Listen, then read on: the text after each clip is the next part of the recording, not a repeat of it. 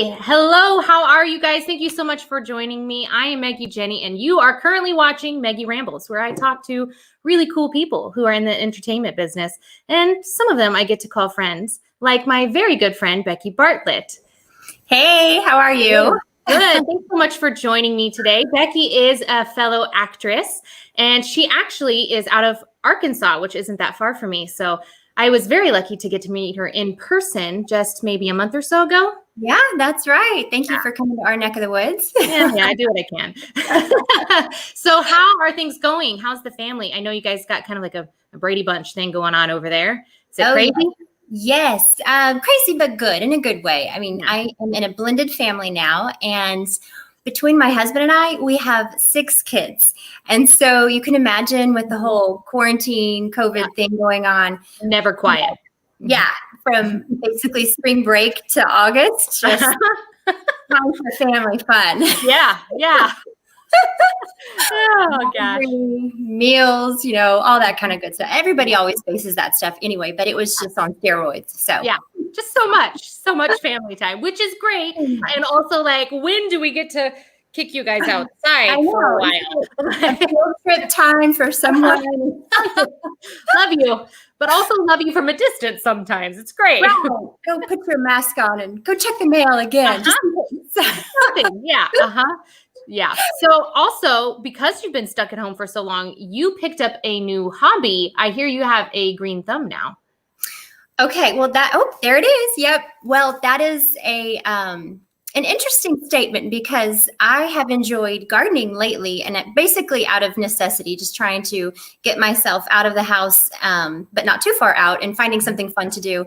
I think gardening is one of those interesting things. I think the standard is kind of low. Like if you can not kill something, then all of a sudden you're a green thumb.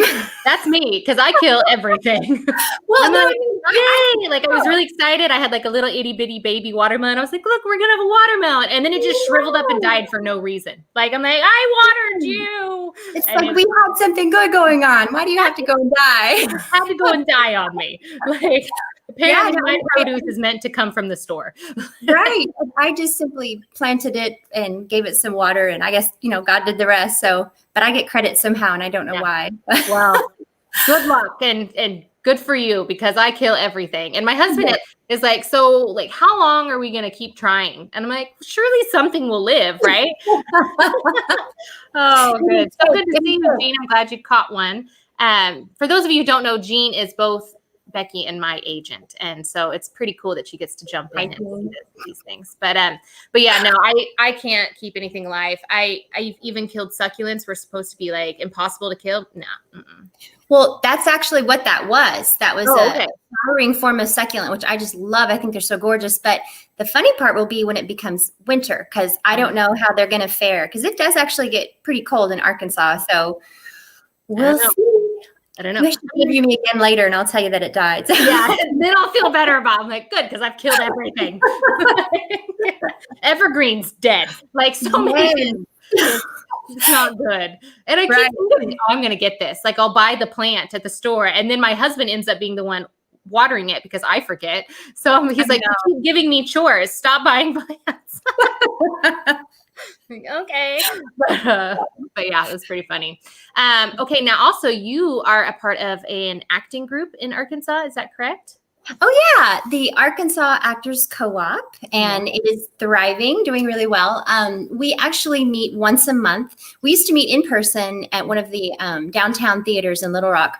Nice. And when I moved here about 3 months ago, I was looking around and I thought, where are all the acting groups? And so I found that there was actually one. There's a Facebook group, and they used to meet a while ago, and it just kind of stopped. So I said, who else wants to meet? Let's just do this. And so we just learn from each other, and it is so much fun. And so we have this whole Facebook thing going on with Arkansas Actors Co-op group. Nice. But since COVID, we have been doing Zoom meetings. And in fact, 1 month, I believe it was July, we met once a week via Zoom. And so it was a little bit more intensive and taking a little break from that. But can I just tell you, oh my goodness, it seems like another one of my pastimes during this whole COVID thing has been learning Zoom and learning how to communicate this way. And I'm sure I'm not the only one. Be really awkward, where you're like, is this fine? Yeah. it's a totally different thing. It's like, how do I seem interested without constantly staring at the camera the whole time though too, because that's weird. Because people don't know who you're looking at necessarily. And yeah, well, like the first meeting I ever hosted, I couldn't figure out how to let people in. They were like in the virtual waiting room, and I was getting texts on my phone, and like my blood pressure was rising. Oh, no. I'm glad you're here. I don't know how to let you in. Thanks for the thought, Yay. And so, yeah, and that's just one hiccup. I've had it like a gazillion since then. But I think I'm kind of getting in the groove now. My poor husband, he sees me on Zoom like 5-6 times a week. It's crazy with all the different things going on. But at the same time, how cool is it that that's an option? It is you don't have to stop. You get to just transition into doing Zoom stuff. It is. I literally have people in other countries. I'm part of a prayer group. I'm part of a Bible study. I'm part of a marketing team. Part of of course, the Actors Co-op group. And Jean, our own agent, has hosted different meetings too. So there's just different reasons to get on Zoom, and it's so good to know what you're doing, I guess. Yeah. Well, and what's cool is like you were just saying, I've got all these different meetings, and practically speaking, getting in the car and attending all these meetings might not fit into your schedule, but I can attend a Zoom meeting, maybe keep my camera off while I'm cooking dinner, and you can still participate while functioning in your normal life. And so true. Put yourself on mute if you're going to do that. Yeah. You're like, get over here and take out the trash. And they're like, can you please mute yourself? Like, oh, that was so true. But I even got in front of a casting director by signing up for his acting class. And so that was neat because he's like 4.5 hours away from me. Right. And the only time I was in front of him before was if I literally drove to the auditions for him. And so, yeah, I was able to take his whole class. And then I've also done auditions through that as well. That's so fantastic. It's technology. That's nice. It's a good little world we live in. Now, speaking of technology and people from far away, I heard that you are attached to a pretty fun new project coming up. Tell us a little bit about that. Yes, thank you. Okay, so I have just been cast in a role of an episodic TV drama series that has yet to be produced. It is called Pax Regnum. And that's Pax is Latin for peace. Regnum is kingdom. And they are actually, it's going to be available through their TV network. And it's Pax TV. And it is launching just today. Their website is launching just today. So it's awesome. Pax hyphen or whatever it's called, TV.com. And so it's actually just a few minutes ago. They just launched at noon because I knew that this interview was coming up. So that's pretty cool. But anyway, so that is going to be the main way that you can see Pax Regnum. And I'm very humbled and honored. John Hammond is going to be the director on that. It's his baby, and he has some feet on the ground here in the U.S. as well. And so I have been cast as a Roman noble lady who is married to a Roman general. And this is a historical fact that is not mentioned in the Bible necessarily. And the whole premise of Pax Regnum is that it takes biblical truths and ties them into historical records and archaeology, and it presents it in a compelling way. And it brings in the backstories of what's happening to the stories that we're familiar with and some that we aren't even familiar with. But anyway, so my character at Nero, everybody knows Emperor Nero, he actually found out that my husband, the Roman general, was harboring a religious fanatic. Oh, scandalous. Right. And it's anything against from worshiping the Roman gods is, you're just a, person that should be executed, I guess. But anyway, so he found out that that my husband was harboring this fanatic, and he didn't realize this. So in order to test his allegiance to Rome, he has him be the judge at my trial. Oh, so you're the fanatic then? I'm the fanatic. So it turns out, and I'm not going to tell you how it ends, of course. But I do have permission. I don't need to know that. All right. Just tune in. Now, I do have permission to share that I am the first Roman Christian to stand trial. And it's fascinating because, this phenomenal episode shows my husband, does he have allegiance to Rome Right. or to his wife, and who he thinks is actually innocent? So he has to ask me that question, and you'll have to find out what happens. But it's really neat because it brings in people that we're familiar with in the Bible, like Priscilla and Aquila, and Theophilus, and also Gaius, who had just tried Paul earlier, just a few months earlier. And then also Rufus. And Rufus was the son of Simon of Cyrus, who carried Jesus's cross. Wow. So it's just really fascinating. All of these people that we've just heard of are brought to life with this historical truth. And you get to kind of understand some stories. Because that's the thing, like, if you're familiar with the New Testament and whatnot, you know those stories, but obviously there was so much more going on. There were so many stories that haven't been told. There are so many details and conflicts and whatnot. So it's really cool that there is a place to have a voice. And bring a little bit more humanity to it. I think sometimes we get a little complacent, just, well, okay, and you know it, but sometimes you lose the emotional aspect of it. So to have that humanity kind of brought into it, it's going to be really exciting. Yeah, it's so exciting. And it's going to be taking place like, let's see, about 40 BC through approximately 96 AD. And some of the scenes are going to be filmed at Capernaum Studios, who I believe a lot of people are familiar with now in the Dallas area. And some are actually in fact, the Roman scenes are going to be filmed in Tunisia. So I just found that out. That's pretty cool. That's exciting. So you get to go to Tunisia? That's fantastic. Better get that passport if you don't have it already. I know, right? That's brilliant. Hopefully, surely travel restrictions will be lifted by then, right? Oh my goodness. Everybody prayed. I don't want this to put a kink in my plans. So.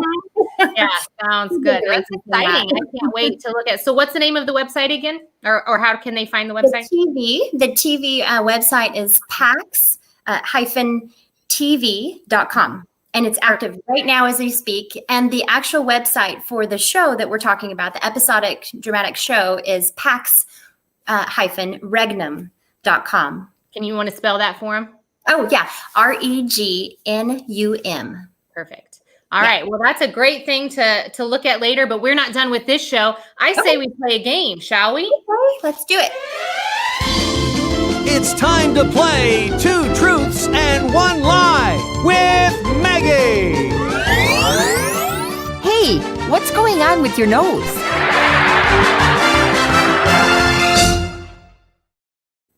That's right. Two truths and one lie. We will find out who is the better liar and who's more creative maybe in their lie telling. So, okay. All right. So the way it works is pretty basic. We'll tell two truths and one lie. The other person has to figure out which is which. If you're watching, feel free to comment along and see if you can figure it out before we do. All right. Now, I think I won last time I played this. So I feel like I'm in for another win. So I should stretch. Yeah. I mean, I don't know why I'm stretching. This is a physical game. Like, why am I stretching? I don't want to be left out. Let's stretch. Everybody get ready. Whatever. Okay, so I will let you go first. So all right. Feel free to tell me your truths and your lies. Make them interesting. In no certain order. Yes. Otherwise, I'd figure it out. It has to be. Okay, here we go. All right. Okay. So I went skydiving over the Mojave Desert in California with my 3 best girlfriends from college. It's a lot of details. I went scuba diving in the Caribbean at night with the flashlight, and I pet an octopus. I climbed part of the Great Wall in middle school during spring break. That's a lot of details there. Okay, let's see. Skydiving, scuba diving, climbing a Great Wall. The Great Wall. Okay. I mean, I think you've done the scuba diving thing. I think you're adventurous enough that you've scuba dived. I think you've done that. I don't know that you're adventurous enough to be jumping out of an airplane. That's a whole nother ball game. Julie's trying to give me a leg up here. And she might actually know. I don't know. Is it all a game, or is she trying to throw me off my game? Okay, I think you've done the scuba diving. That's what I think. I don't know about the octopus part, but I'm gonna say that's a truth. And I'm gonna say that you climbed a wall. I think you've done that. So I don't think the skydiving is true. I don't think you've jumped out of an airplane. So Jared says the last one seemed uncertain, no details. Ooh, interesting. But I've already committed. I've committed. Have you jumped out of an airplane? What's your lie? That's pretty good. I got close to that in one of those. It's in Frisco, Texas, and it was with my 3 girlfriends from college. Okay. And we did one of those indoor skydiving things where it's perfectly safe. Yeah. That's as far as I'll go. Where you start on the ground and they just like float you up, basically. Yeah. That seems much more safe than jumping out of an air. I mean, I would totally skydive. I'd bungee jump. I do all of those things. The scuba diving, I don't know if I'd do that just because you're underwater and like, what if you run out of air? I know. And it's nighttime. Like in retrospect, now that a few years have gone by, I'm like, wow, that seems way scarier than it did when I was doing it. It really does. Like, why? I don't know. It's not like I can't swim, but at the same time, it sounds terrifying. Falling from an airplane somehow seems safer. I know. Well, actually, okay, so for the airplane thing, one of my best friends from college is actually a pilot. She flies out of LAX on American Airlines, and she says she wouldn't skydive because the quality of the airplanes that they take up are a little bit iffy. So that right there, I was like, ooh, yeah.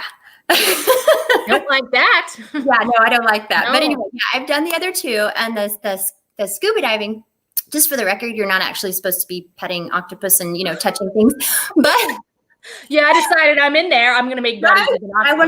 I want to pet an octopus. No, it was completely like we went down. It was dusk, and we had flashlights. And over the course of the hour that we were diving, it was completely black. Well, anyway, our leader.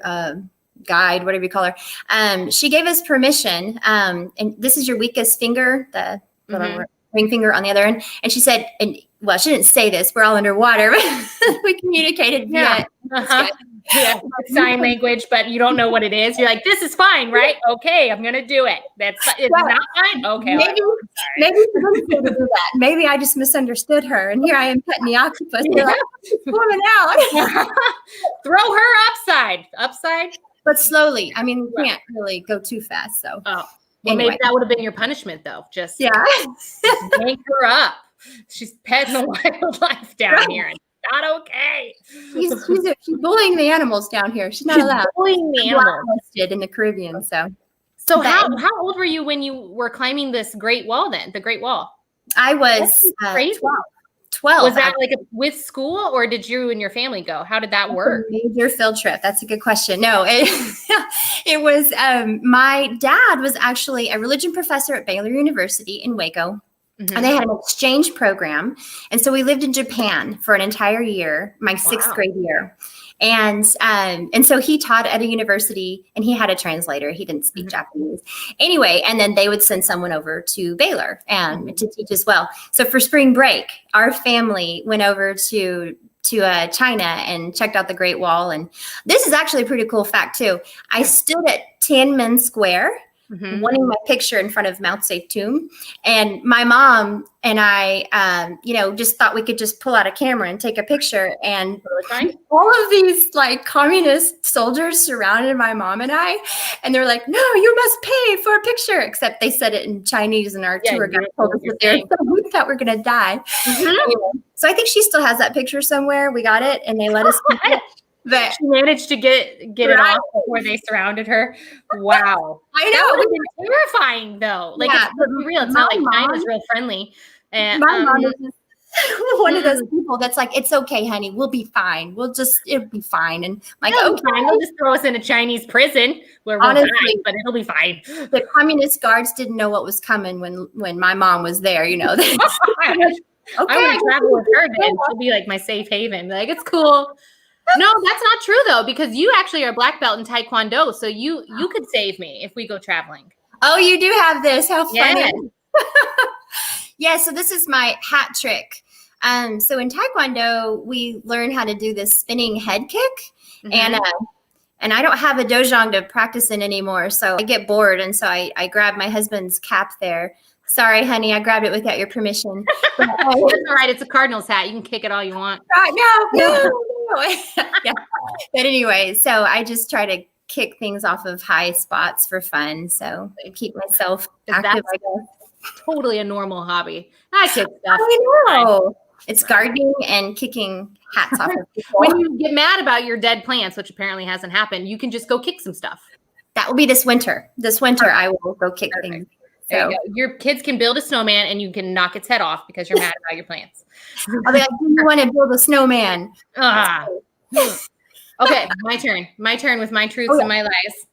Okay. Mine are not nearly as detailed because I didn't realize this was like life story day. So It is. maybe that'll make it easier for me to trick you though. Okay. Okay. I'm ready. Okay, are you ready? Okay. So I am a natural blonde. I am taller than my husband. And I cannot drive. No, hang on. Yeah, I cannot drive a stick shift. I had to think for a minute on whether or not I wanted to commit. Yeah. So the whole committing thing has thrown me off now. I'm like, is she acting? Was that, I don't know. To the lay person.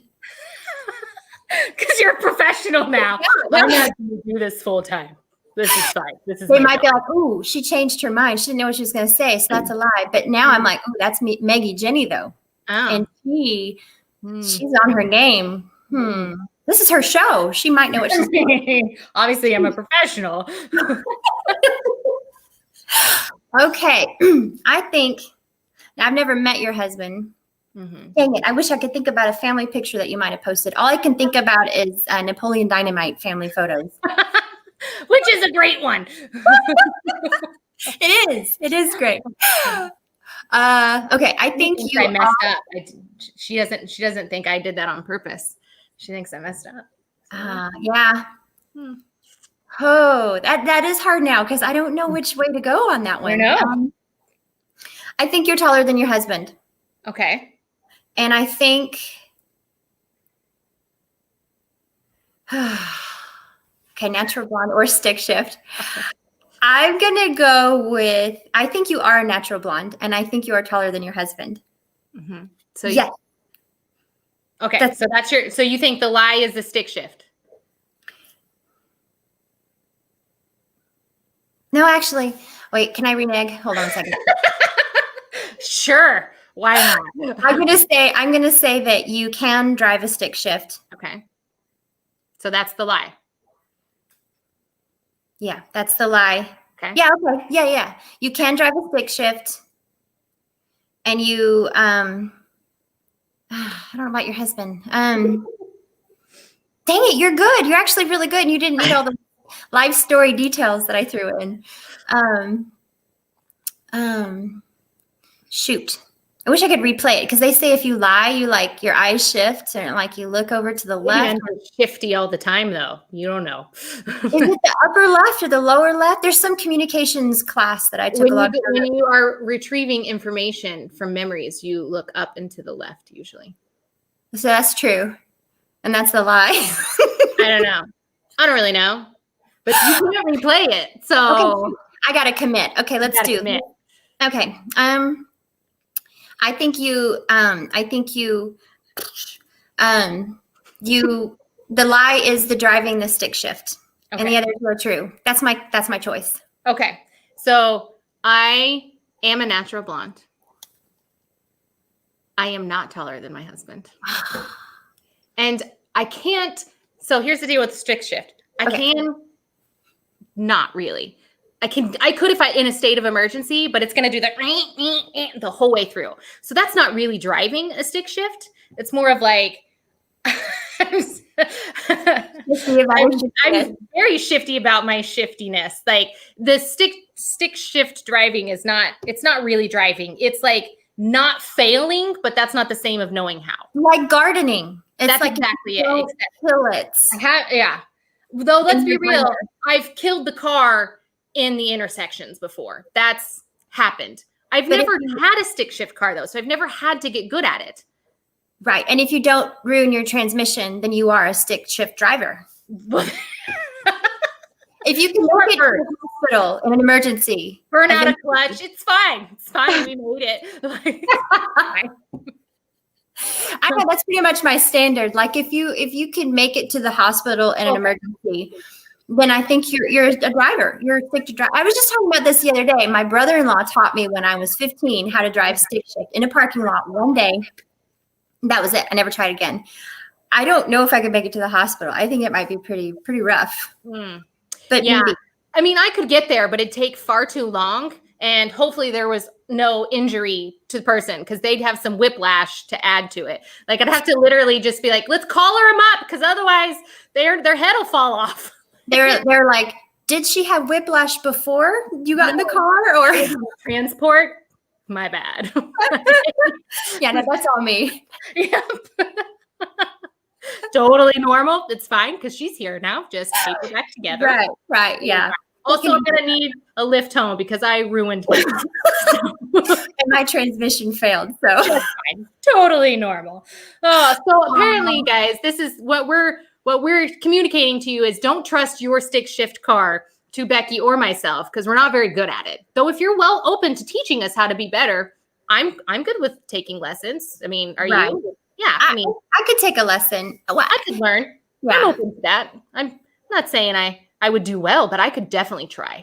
You know what, though? If you go to Europe, you pretty much need to because apparently the cost of renting a stick shift as opposed to an automatic is like exorbitant. So, well, no, automatic is way higher than a stick shift. There we go. That's not good. It behooves you. Yeah, it would behoove me. Look at you. I'm like, I'm going to wake up and I'm going to use behoove. Just kidding. I don't really work. Well, there you go. All right. Well, let's end on the high note, right? It behooves us to end the show. Thank you so much for joining me. It was so much fun. Guys, please sure to check out Becky on social media. She's on Facebook. She is on Instagram. She is posting up all about the fantastic things. And by the way, she had new headshots, so you can check those out as well. Find her on those social media sites. And also, please don't forget to tune in next week when we talk to the director of Vindication. Have you seen Vindication? You should see Vindication.